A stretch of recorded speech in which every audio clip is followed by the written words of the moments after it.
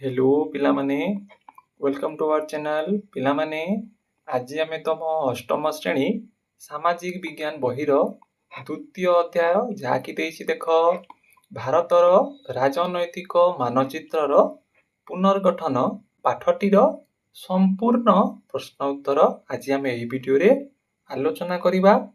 ताले भिडियोटी आरंभ करने आगु कही रखा चाहे जदि भिडियोटी भल लगे ताले भिडियो को निश्चय गोटे लाइक कर और चैनल को सब्सक्राइब मध्य करिकी रख जहाद्वारा यही भली आग को आसवाक समस्त पाठर प्रश्न उत्तर तुम मैंने जापर।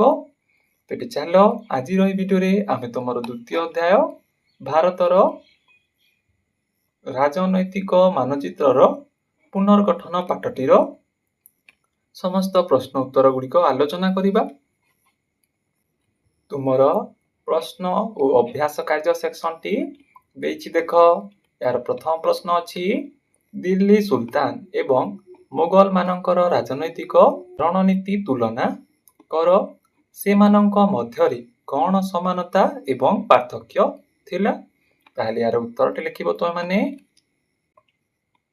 उत्तरटी देछि देख एठारे उत्तरटी लिखिबो दिल्ली सुल्तान शासन केबेठु केबे होइतिला रे 1206 रु 1526 पर्यंत एवं मुगल साम्राज्य सेही बोली 1526 रु 1857 पर्यंत चलीथिला तांको शासन काल। सेही बोली उभय मध्ययुगीय भारत रे शक्तिशाली केंद्रीकृत शासन प्रतिष्ठा करिथिले। सेमानंकर राजनैतिक गठन तुलना रे निम्नरे दियागला हमकु पचारछि समानता और पार्थक्य। प्रथमे देखिबा समानता समानता तुम मैंने लिख केंद्रीकृत स्वेच्छाचारी शासन है जहाँकि उभय व्यवस्था सुल्तान किंबा मुगल सम्राट शासनर केन्द्रबिंदु थिले। से नेक्स्ट पॉइंट लिख सामरिक निर्भरशीलता उभय शासन केवल सामरिक बल उपर ही दृष्टि रही साम्राज्य विस्तार एवं आभ्यंतरीण विद्रोह दमन पाई उभय शक्तिशाली स्थायी सेना रखुथिले हला। सेही बोली नेक्स्ट पॉइंट लिख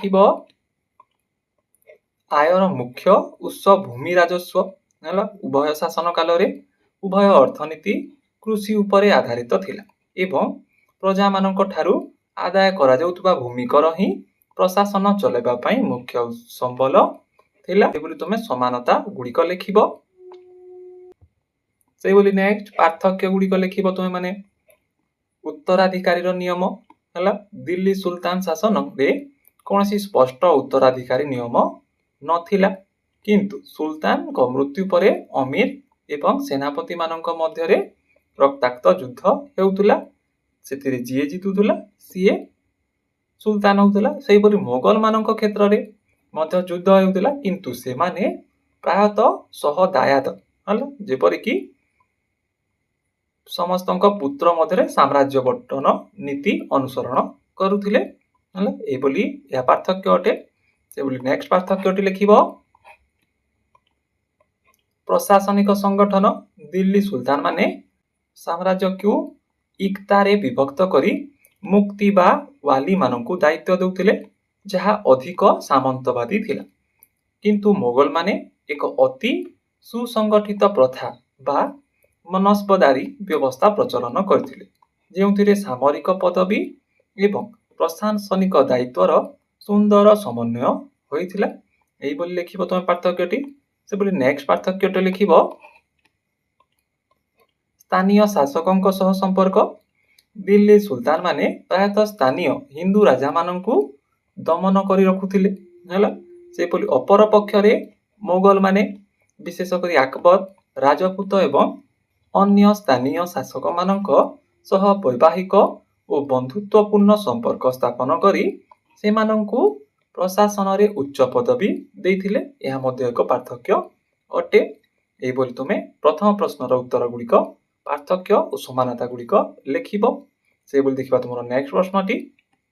नेक्स्ट तुमरो प्रश्न नंबर 2 देछि देख विजयनगर साम्राज्य ओहोम राज्य और कलिंग साम्राज्य भली राज्य अन्य मानक तुलना रे काहेकि दीर्घ समय धरी विजय को रक्षा करी पारिथिले से मानक सफलतारे क्यों ଭୌଗୋଳିକ, ସାମରିକ ଏବଂ ସାମାଜିକ କାରଣ ଯୋଗଦାନ ଦେଇଥିଲା। ତାହେଲେ ଏହାର ଉତ୍ତରଟି ଲେଖିବ ତୁମେ ମାନେ ବିଜୟନଗର, ଅହୋମ ଓ କଳିଙ୍ଗ ସାମ୍ରାଜ୍ୟ ବାହ୍ୟ ଆକ୍ରମଣକାରୀଙ୍କ ମାନଙ୍କ ଯେପରିକି ଦିଲ୍ଲୀ ସୁଲତାନ ବା ମୋଗଲ ବିରୋଧରେ ଦୀର୍ଘ ବର୍ଷ ଧରି ନିଜର ସ୍ୱାଧୀନତା ରକ୍ଷା କରି ପାରିଥିଲା ବା ବିଜୟ ରକ୍ଷା କରିପାରିଥିଲା। ଏହାର ପ୍ରମୁଖ କାରଣ ଗୁଡ଼ିକ ହେଲା, ତୁମେ ଲେଖିବ କାରଣ ଗୁଡ଼ିକ, ପ୍ରଥମେ ଲେଖିବ ଭୌଗୋଳିକ କାରଣ ହେଲା, ବିଜୟନଗର ଏହା ତୁଙ୍ଗଭଦ୍ରା ନଦୀ ଏବଂ ଚାରିପାଖ ଦୁର୍ଗମ ପାହାଡ଼ିଆ ଅଞ୍ଚଳ ଦ୍ୱାରା ସୁରକ୍ଷିତ ଥିଲା, ଯାହାଦ୍ୱାରା ବହିଃଶତ୍ରୁ ମାନେ ତାହାକୁ ଆକ୍ରମଣ କରିପାରୁନଥିଲେ। ସେହିଭଳି ଅହୋମ ରାଜ୍ୟ, ଅହୋମ କ'ଣ, ବ୍ରହ୍ମପୁତ୍ର ନଦୀର ବନ୍ୟା, ଦୁର୍ଗମ ଅଞ୍ଚଳ ଏବଂ ଆର୍ଦ୍ର ଜଳବାୟୁ ବାହ୍ୟ ସେନା ବିଶେଷ କରି ମୋଗଲ ଅଶ୍ୱାରୋହୀ ବାହିନୀକୁ ଅନୁକୂଳ ନଥିଲା, ଯାହା ପ୍ରତିକୂଳ ଥିଲା। ସେଥିପାଇଁ ତାହା ବିଜୟ ଅଧିକ ସମୟ ପାଇଁ ବିଜୟିତ ଥିଲା। ସେଭଳି କଳିଙ୍ଗ, କଳିଙ୍ଗ ବା ଯାହା ଓଡ଼ିଶା, ଏହାର ଏକପଟେ ସମୁଦ୍ର ଏବଂ ଅନ୍ୟପଟେ ପଶ୍ଚିମ ଘାଟ ପର୍ବତମାଲା ଓ ଜଙ୍ଗଲ ପ୍ରାକୃତିକ ପ୍ରାଚୀର ସଦୃଶ କାମ କରୁଥିଲା, ଯାହାକି ତାହାକୁ ବହିଃଶତ୍ରୁ ମାନଙ୍କ ଠାରୁ ରକ୍ଷା କରିଥିଲା ହେଲା। ଏହା ଥିଲା ତାର ଭୌଗୋଳିକ କାରଣ ଗୁଡ଼ିକ। ସେଭଳି ସାମରିକ କାରଣ ଗୁଡ଼ିକ ଲେଖିବ। ଏଠାରେ ସାମରିକ କାରଣ ଦେଖ, ଏହି ରାଜ୍ୟ ଗୁଡ଼ିକ ଗରିଲା ଯୁଦ୍ଧ କୌଶଳରେ ନିପୁଣ ଥିଲେ। ବିଶେଷ କରି ଅହୋମ ମାନେ ସରାଇଘାଟ ଯୁଦ୍ଧରେ ମୋଗଲ ମାନଙ୍କୁ ନୌସେନା ଦ୍ୱାରା ପରାସ୍ତ କରିଥିଲେ। ସେଭଳି ନେକ୍ସଟ ସାମରିକ କାରଣ ଲେଖିବ, କଳିଙ୍ଗ ପାଖରେ ଏକ ବିଶାଳ ଗଜ ସେନା, ଯାହାକି ହାତୀ ବାହିନୀ ଅଟେ, ଥିଲା, ଯାହା ଶତ୍ରୁ ସେନାକୁ ଛତ୍ରଭଙ୍ଗ ଦେବାରେ ସକ୍ଷମ ଥିଲା। ସେଭଳି ବିଜୟନଗର ଶାସକ ମାନେ ଦୁର୍ଗ ନିର୍ମାଣ କଲାରେ ଅତି ପାରଙ୍ଗମ ଥିଲେ, ଯାହା ଏକ ସାମରିକ କାରଣ ଅଟେ। ସେଭଳି ଦେଖିବ ତମର ସାମାଜିକ କାରଣ। ସାମାଜିକ କାରଣରେ ଲେଖିବ, ଏହି ସାମ୍ରାଜ୍ୟ ଗୁଡ଼ିକରେ ଆଞ୍ଚଳିକ ବର୍ଗ ଏବଂ ଧାର୍ମିକ ଏକତା ଖୁବ୍ ଦୃଢ଼ ଥିଲା, ଯାହାକି ଏକ ସାମାଜିକ କାରଣ ଅଟେ। ସେଭଳି କଳିଙ୍ଗରେ ଜଗନ୍ନାଥ ସଂସ୍କୃତି ଏବଂ ବିଜୟନଗରରେ ବିରୁପାକ୍ଷ, ଯାହା ଶିବ ସଂସ୍କୃତି ଲୋକମାନଙ୍କୁ ଏକ ସୂତ୍ରରେ ବାନ୍ଧି ରଖିଥିଲା, ଯାହା ଶାସକଙ୍କ ପାଇଁ ଜନସାଧାରଣଙ୍କ ସମର୍ଥନ ମଧ୍ୟ ବଢ଼ାଉଥିଲା। ଏହା ତମର ସାମାଜିକ କାରଣ ଅଟେ। ଏହିଭଳି ତୁମେ 2 ନମ୍ବର ପ୍ରଶ୍ନଟିର ଉତ୍ତର ଲେଖିପାରିବ। ତମର ନେକ୍ସଟ 3 ନମ୍ବର ପ୍ରଶ୍ନ ଦେଇଛି, ଦେଖ, କଳ୍ପନା କର ଯେ ତୁମେ ଆକବର କିମ୍ବା କୃଷ୍ଣଦେବରାୟଙ୍କ ଦରବାରରେ ଜଣେ ବିଦ୍ୱାନ ହେଲା। ତୁମେ ଦେଖୁଥିବା ରାଜନୀତି, ବାଣିଜ୍ୟ, ସଂସ୍କୃତି ଏବଂ ସମାଜ ବିଷୟରେ ବର୍ଣ୍ଣନା କରି ଜଣେ ବନ୍ଧୁକୁ ଏକ ଚିଠି ଲେଖ ହେଲା। କଳ୍ପନା କର, ତୁମେ ମାନି ନେଇଯାଅ ତୁମେ ଆକବର କିମ୍ବା କୃଷ୍ଣଦେବରାୟ ଯାହାଙ୍କର ହେଲେ ମଧ୍ୟ ତୁମେ ଦରବାରର ଜଣେ ବିଦ୍ୱାନ ଅଟ। ତାହେଲେ ତୁମେ ତୁମ ବନ୍ଧୁଙ୍କ ନିକଟକୁ ଏକ ଚିଠି ଲେଖ, ସେ ସମୟର ରାଜନୀତି, ବାଣିଜ୍ୟ, ସଂସ୍କୃତି ଓ ସମାଜ ବିଷୟରେ ବର୍ଣ୍ଣନା କରିକି। ଏହାର ଉତ୍ତରଟି ତୁମେ ଏହିପରି ଲେଖିପାରିବ। ପ୍ରଥମେ ଲେଖିବ, ପ୍ରିୟ ବନ୍ଧୁ ମାଧବ, ଯେପରି ଚିଠି ଲେଖାଯାଏ ସେହିଭଳି ବିଜୟନଗର ସାମ୍ରାଜ୍ୟ ହେଲା। ଏଠାରେ ତୁମକୁ ମୁଁ ବିଜୟନଗର ସାମ୍ରାଜ୍ୟ, ଯାହାକି କୃଷ୍ଣଦେବରାୟଙ୍କ ରାଜଦରବାର ବିଷୟରେ ଏକ ଚିଠି, ରାଜଧାନୀ ହମ୍ପିରୁ ମୋର ସ୍ନେହପୂର୍ଣ୍ଣ ପ୍ରଣାମ ଗ୍ରହଣ କରିବ। ଆଶା କରେ ତୁମେ କୁଶଳରେ ଥିବ। ମୁଁ ଏବେ ମହାରାଜ କୃଷ୍ଣଦେବରାୟଙ୍କ ସଭାରେ ଜଣେ ବିଦ୍ୱାନ ହେଲା। ସେ ସେହିପରି ପଚାରିଛି ପ୍ରଶ୍ନରେ ଭାବରେ କାର୍ଯ୍ୟ କରୁଛି ଏବଂ ଏଠାକାର ବୈଭବ ଦେଖି ମୁଁ ଚକିତ। ମୁଁ ଏଠାରେ ଯାହା ଦେଖୁଛି ତାହାର ଏକ ସଂକ୍ଷିପ୍ତ ବିବରଣୀ ତୁମକୁ ଲେଖୁଛି ହେଲା। ସେହିଭଳି ଲେଖିବ ରାଜନୀତି ହେଲା। ରାଜନୀତି ବିଷୟରେ ତୁମେ ଯାହା ଦେଖୁଛ ସେ ସମୟରେ କ'ଣ ଲେଖିବ, ମହାରାଜ ଅତି ନ୍ୟାୟପ୍ରିୟ ଏବଂ ପ୍ରଜାବତ୍ସଲ। ସେ ନିଜେ ଜଣେ ବୀର ଯୋଦ୍ଧା ହୋଇଥିଲେ ମଧ୍ୟ ପ୍ରଜାମାନଙ୍କ ସୁଖ ଦୁଃଖ ପ୍ରତି ସଦା ସଜାଗ। ଦରବାରରେ ମନ୍ତ୍ରୀ ଏବଂ ନାୟକମାନଙ୍କ ମଧ୍ୟରେ ସୁସମ୍ପର୍କ ରହିଛି, ଏହିଭଳି ତୁମେ ଲେଖିବ। ସେହିଭଳି ବାଣିଜ୍ୟ ବିଷୟରେ ଲେଖିବ, ଆମ ସହରର ବଜାର ଗୁଡ଼ିକ ସବୁବେଳେ ଚଳଚଞ୍ଚଳ। ପର୍ତ୍ତୁଗାଲ, ଆରବ ଏବଂ ପାର୍ସିଆରୁ ବ୍ୟବସାୟୀମାନେ ଏଠାକୁ ଆସୁଛନ୍ତି। ସେମାନେ ଉନ୍ନତ ମାନର ଘୋଡ଼ା ଆଣୁଛନ୍ତି ଏବଂ ବଦଳରେ ଏଠାରୁ ମସଲା, ବସ୍ତ୍ର ଏବଂ ମୂଲ୍ୟବାନ ରତ୍ନ ନେଉଛନ୍ତି। ଏହିଭଳି ତୁମେ ବାଣିଜ୍ୟ ବିଷୟରେ ଲେଖିପାରିବ। ସେହିଭଳି ସଂସ୍କୃତି ବିଷୟରେ ଲେଖିବ, ମହାରାଜ ନିଜେ ଜଣେ କବି ଏବଂ ସେ ତେଲୁଗୁ ସଂସ୍କୃତ ଭାଷାର ବିକାଶ ପାଇଁ ବହୁତ କାମ କରୁଛନ୍ତି।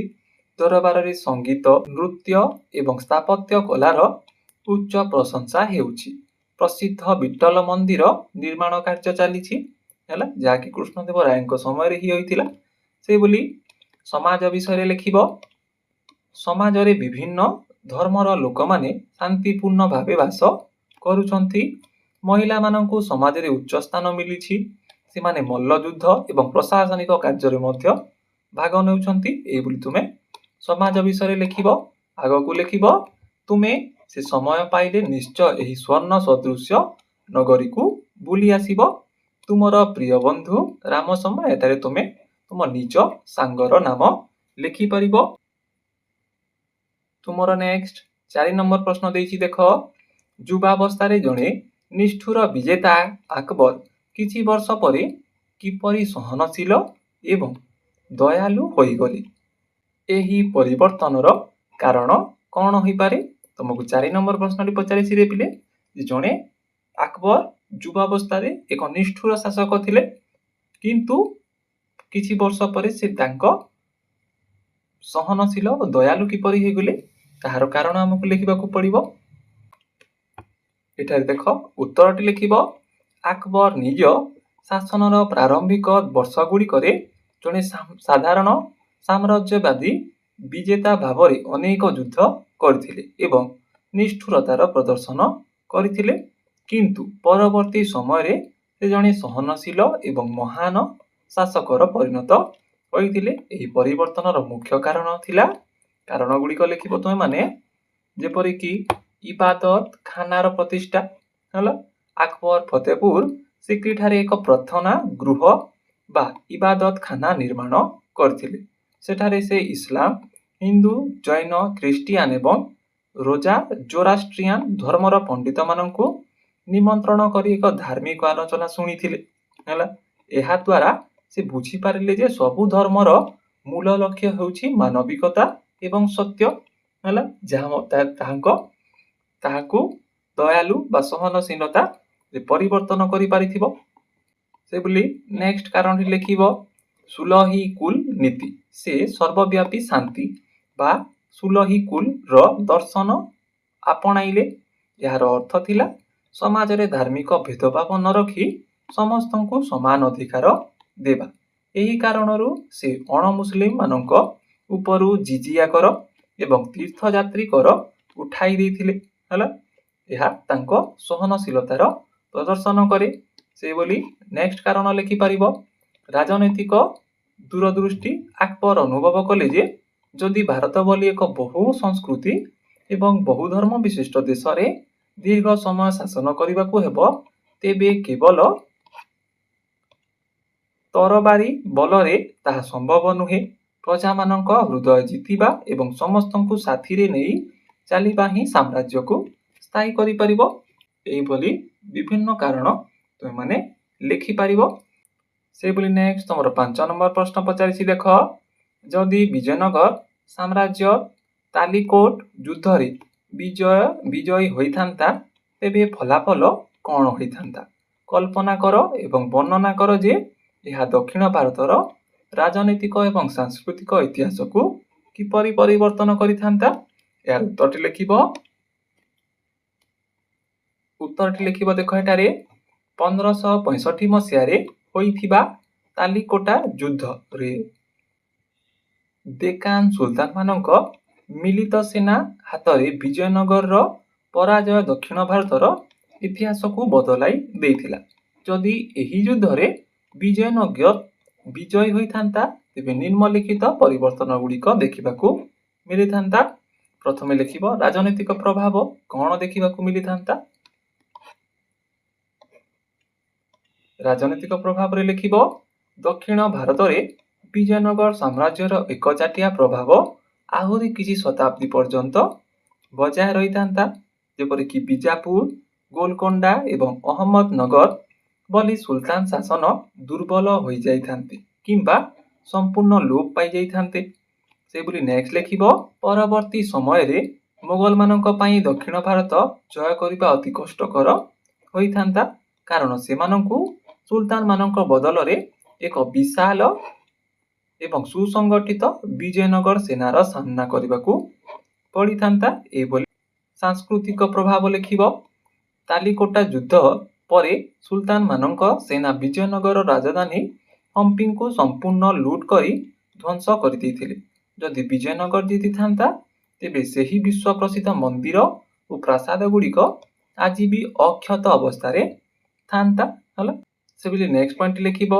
ଦକ୍ଷିଣ ଭାରତର ସନାତନ କଲା, କର୍ଣ୍ଣାଟ ସଙ୍ଗୀତ ଏବଂ ତେଲୁଗୁ, କନ୍ନଡ଼ ଓ ସଂସ୍କୃତ ସାହିତ୍ୟର ବିକାଶ ଆହୁରି ଅଧିକ ଉଚ୍ଚ ସ୍ତରକୁ ଯାଇପାରିଥାନ୍ତା ଯଦି ବିଜୟନଗର ସାମ୍ରାଜ୍ୟ ତାଲିକୋଟା ଯୁଦ୍ଧରେ ଜିତିଥାନ୍ତା।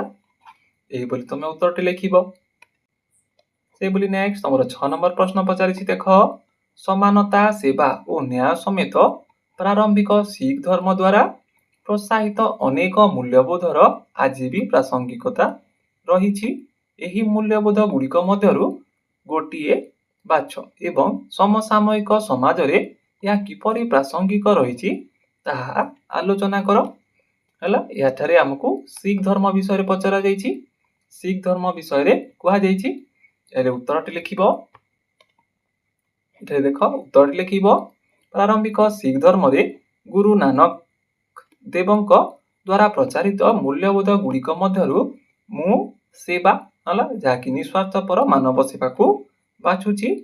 ସମୟ ସାମୟିକ ସମାଜରେ ଏହାର ପ୍ରାସଙ୍ଗିକତା। ପ୍ରଥମେ ଲେଖିବ ଭେଦଭାବ ଦୂର କରିବା, ଯେପରିକି ଆଜିର ସମାଜରେ ଜାତି, ଧର୍ମ ଏବଂ ଆର୍ଥିକ ସ୍ଥିତିକୁ ନେଇ ଅନେକ ପାର୍ଥକ୍ୟ ଦେଖିବାକୁ ମିଳେ। କିନ୍ତୁ ଶିଖ ଧର୍ମର ଲଙ୍ଗର ପ୍ରଥା, ଯେଉଁଠି ସମସ୍ତେ ଗୋଟିଏ ପଙ୍ଗତରେ ବସି ମାଗଣାରେ ଖାଦ୍ୟ ଗ୍ରହଣ କରନ୍ତି, ଦର୍ଶାଏ ଯେ ସେବା ଆଗରେ ସମସ୍ତେ ସମାନ। ଏହା ସମାଜରେ ସାମାଜିକ ସଦ୍ଭାବନା ରକ୍ଷା କରିବାରେ ସାହାଯ୍ୟ କରେ। ସେହିଭଳି ନେକ୍ସଟ ଲେଖିବ ବିପତ୍ତି ସମୟରେ ସହାୟତା।